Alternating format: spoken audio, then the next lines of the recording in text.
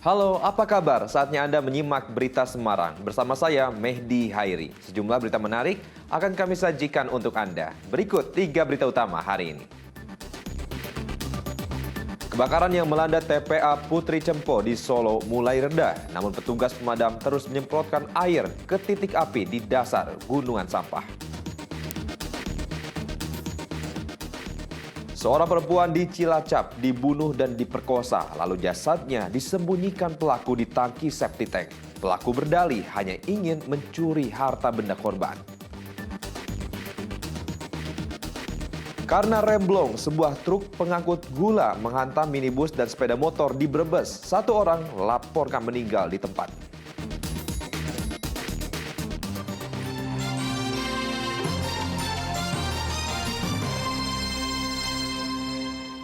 Kebakaran yang melanda tempat pembuangan akhir Putri Cempo di Kecamatan Jebres, Solo mulai mereda.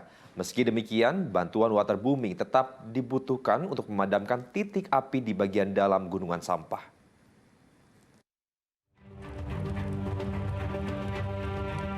Kepulan asap dan kobaran api masih terlihat di TPA Putri Cempo di Solo Minggu pagi. Namun kebakaran sudah tergolong reda. Titik api kecil masih berlangsung di sejumlah titik di Blok B. Petugas pemadam juga masih terus berjuang menyemprotkan air ke titik-titik api agar tidak membesar kembali.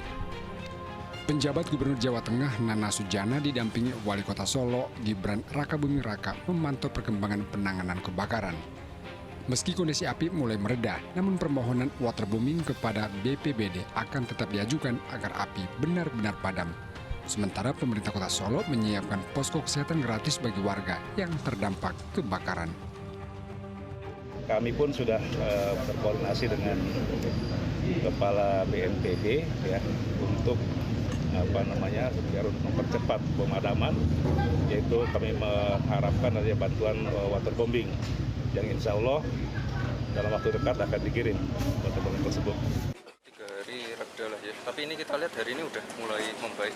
Kemarin kan apinya masih tinggi banget, dan ini terima kasih sekali udah dibantu dari damkar seluruh Sleman, Jogja, Magelang, DIY juga ada, Magelang, Salatiga semuanya hadir, TNI Polri hadir semua juga membawa water cannon dan lain-lain ya. TPA Putri Cempo terbakar Sabtu siang. Kebakaran diduga disebabkan suhu panas akibat kemarau dan gas metana yang berada di dasar gunungan sampah. Heri Prasetyo melaporkan dari Solo. Sebelumnya pada hari Sabtu, gunungan sampah di tempat pembuangan sampah Putri Cempo, Solo terbakar. Kencangnya angin membuat api cepat membesar dan membakar area seluas 2 hektar.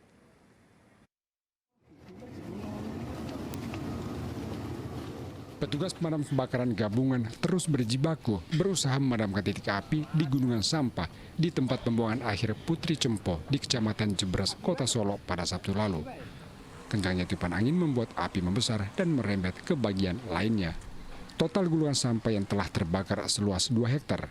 Dugaan awal kebakaran disebabkan suhu panas dan tingginya gas metana yang menumpuk di bawah sampah memicu percikan api sehingga terjadi kebakaran. Titik yang terbakar ada di sebelah timur utara yang berdekatan dengan IPLT di sana. Kalau untuk luasannya berapa ya? Perkirakan kalau 2 hektar aja mungkin ya.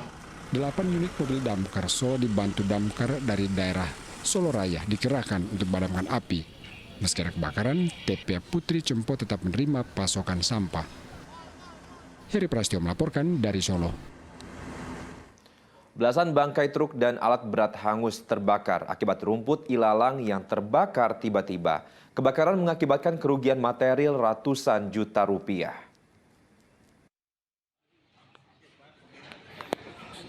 Asap hitam tinggi dari sebuah base camp milik PT Sumi Rejo di Desa Prupuk Selatan, Kabupaten Tegal, Sabtu siang. Asap bersumber dari kebakaran belasan bangkai truk dan alat berat akibat terbakarnya rumput dan ilalang kering. Menurut penjaga, titik api tiba-tiba muncul dari belakang karena kondisi rumput ilalang yang kering menjadikan api cepat membesar dan merambat membakar belasan bangkai truk dan alat berat. Api sulit dipadamkan lantaran banyaknya ban kendaraan yang terbakar. Dari pojok belakang orang jalan kaki, orang iseng lah ini orang iseng, kita mau kemana, entah dari mana saya tidak tahu asal mulanya. Yang penting untuk api asal usulnya dari belakang. Basecamp PT Bumirejo. Berarti bakar ilalang dulu. Betul. Api baru bisa dipadamkan setelah 2 mobil damkar didatangkan ke lokasi. Kebakaran mengakibatkan kerugian material mencapai ratusan juta rupiah. Unjur Wijayanto melaporkan dari Kabupaten Tegal. Misteri jasad wanita lajang di dalam lubang tangki septik di Cilacap akhirnya terkuak. Korban ternyata dibunuh oleh tetangganya sendiri. Pelaku tidak hanya menghabisi nyawa korban, namun juga memperkosanya sebelum jasad dibuang ke tangki septik tank.